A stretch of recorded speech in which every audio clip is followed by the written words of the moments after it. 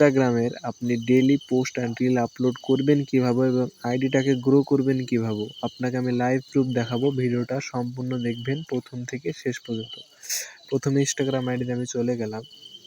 দেখতে পাচ্ছেন এখানে আমার 60,300 ফলোয়ার। এটা কোনো ফেক ফলোয়ার না, এটা টোটাল আমার ভিডিও আপলোড করে ফলোয়ারটা এসেছে, মানে লুক তা বা কপি পেস্ট ভিডিও। এখানে কোনো কপিরাইট ক্লেম আসবে না। কী করে ভিডিও আপলোড করবেন সম্পূর্ণ দেখানো যাবে।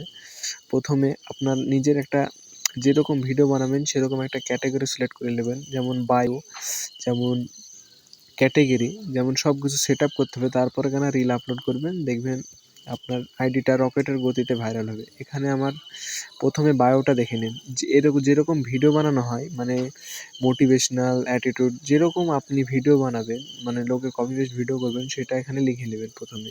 তারপর সেভ করে দেবেন।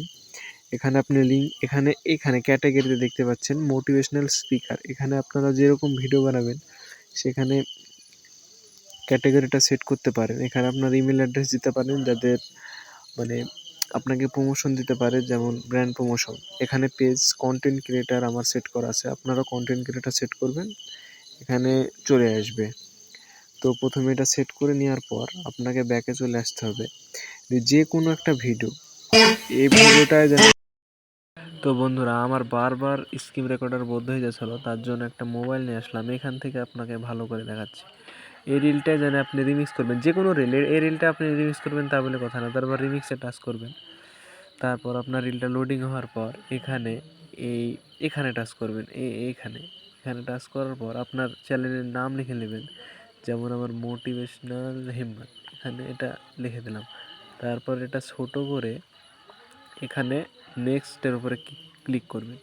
ক্লিক করার পর এখানে আপনাকে যেরকম রিল সেরকম দিয়ে এখানে হ্যাশট্যাগ 2-3টে দেবেন। তারপর আপনার লোকেশন এখানে ইন্ডিয়া দিয়ে দেবেন।